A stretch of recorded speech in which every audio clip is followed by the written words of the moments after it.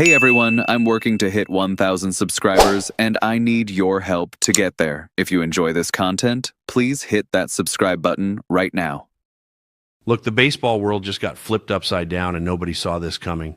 What we're hearing about Bichette and the Dodgers right now changes everything we thought we knew about this offseason. This isn't speculation anymore. This is real intel from people who actually know what's happening behind closed doors, and trust me, you're going to want to hear every single word of this. So here's what just dropped, and I'm telling you, this is massive. Bichette has started telling teams he's willing to play second base. Mark Feinsand from MLB Network broke this news, and the implications are absolutely huge for the Dodgers. Think about what this means for a second. We've been talking about Bichette as a shortstop this entire time, and apparently those conversations weren't going the way his camp wanted them to go. So they pivoted, and that pivot might just be the thing that lands him in Dodger blue. Now, Andrew Friedman already made what I'm calling the move of the offseason by bringing in Edwin Diaz. That solved the biggest problem facing this team heading into next season. But there's still work to be done, and Bichette represents an opportunity that the Dodgers absolutely cannot ignore. Less than a month ago, the Dodgers were actually favored to land him, and while those odds have fluctuated, they've remained near the top of the list for potential landing spots. Here's the question. Everyone's asking, do the Dodgers actually need Bichette? And I'm going to give you a resounding yes. This guy is a legitimately good defensive player. Yeah, his range at shortstop sits in the first percentile, which isn't great, but imagine him at second base with a fully healed knee. That's a completely different conversation. His defensive value would skyrocket at second, and we haven't even talked about what he brings with the bat yet. Let me hit you with some numbers. Last season, Bichette had just 91 strikeouts and 582 at-bats. That's exceptional plate discipline. He got on base at a .357 clip. The guy's not even 28 years old yet. He put up 94 RBIs and 18 home runs before that knee injury derailed his postseason. And even injured, he hit some massive home runs against the Dodgers. We saw firsthand how clutch this dude can be when it matters most. He played like a guy on a contract year because he was on a contract year, and honestly, it looked like he was right on the edge of a legitimate breakout before the injury happened. That .311 batting average was a huge bounce back from the year before when he only played 81 games and hit .225, but look at his track record beyond that. .306 in 2023, .290 in 2022, .298 in 2021, .301 in the shortened 2020 season. Even in his 46-game rookie campaign, he hit .311. This isn't a flash in the pan. This is a consistently excellent hitter who had one down year when he was injured. So how does he fit with the Dodgers? Let me paint you the picture because this actually works beautifully. With Bichette willing to play second base, Tommy Edman can slide to center field. Now, Edman might not be ready for opening day because of his injury situation, which makes this even more important. You've also got Mookie Betts at shortstop, and while he was absolutely fantastic there last year, leading in defensive runs saved, he's an outfielder at heart. Having Bichette gives you flexibility you wouldn't have otherwise. The dream scenario goes something like this.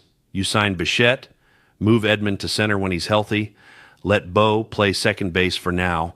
Then in 2027, when Max Muncy's contract expires, you move Bichette to third base where he actually has experience. Now, granted, his range numbers make third base a questionable fit, but it's an option. Edman could potentially learn third too, since he's already played center and second, and I believe he's even dabbled at third in his career. What really gets me excited about this potential signing is what it does to the bat. The defense is nice, but that offensive production is what the Dodgers desperately need. And here's something people aren't talking about enough. You'd be stealing him away from the Toronto Blue Jays. Think about that for a second. The way this offseason is shaping up, the way rosters are coming together for 2026, it's looking like the Dodgers and Blue Jays are going to be the two juggernauts everyone's chasing. Taking Bichette away from Toronto doesn't just make the Dodgers better, it makes a potential rival significantly worse. The Blue Jays are building something real up there, and while the Dodgers have more recent World Series experience and know what it takes to get back, every advantage matters. If you prevent Toronto from re-signing their homegrown star, that's a massive win on multiple levels. There's also the injury insurance angle with Tommy Edman. We don't know his exact timetable for return. We don't know if he'll be ready for opening day. Having Bichette means you've got legitimate depth and flexibility if Edman needs more time. And because Bichette is now telling teams he's willing to play second, you can sell him on versatility. You can tell him he'll play some second, some short, move around the diamond. That's way more appealing than a team that says you're locked into second base permanently. Obviously, there are considerations here. The knee injury is real, and it has to be fully evaluated. Andrew Friedman and the medical staff need to be absolutely certain that knee is healthy and ready to go. The last thing you want is to sign Bichette, only to find out he's not ready for the start of the season either, leaving you with both him and Edman sidelined and a gaping hole at second base. But if he's healthy, if he wants a fair contract, I think the Dodgers can make this happen. I know the outfield is supposed to be the priority this offseason, but you can address that by moving Edman to center. You could even, though I wouldn't recommend it, move Mookie back to the outfield if absolutely necessary. The flexibility Bichette provides opens up so many possibilities. This signing makes sense from every angle. You get a proven hitter who's been consistently excellent throughout his career, aside from one injury-shortened season. You get defensive versatility that helps you manage your roster more effectively. You get a guy who's still young and potentially on the verge of his best years. You weaken a potential American League rival. You add insurance for injuries that are already affecting your roster. The fact that Bichette is now willing to play second base changes the entire calculation. It makes him a perfect fit for what the Dodgers need right now. It solves problems both immediate and long-term. This isn't just about adding another good player. This is about adding the right player at the right time who fills multiple needs simultaneously. Andrew Friedman has already shown he's willing to make bold moves this offseason with the Diaz trade. Adding Bichette would be another statement that the Dodgers are going all in on winning another championship. And honestly, with the way this roster is shaping up, with the moves that have already been made and the potential moves still on the table, this team is setting up to be absolutely dominant. The insider information we're getting suggests this is more than just speculation.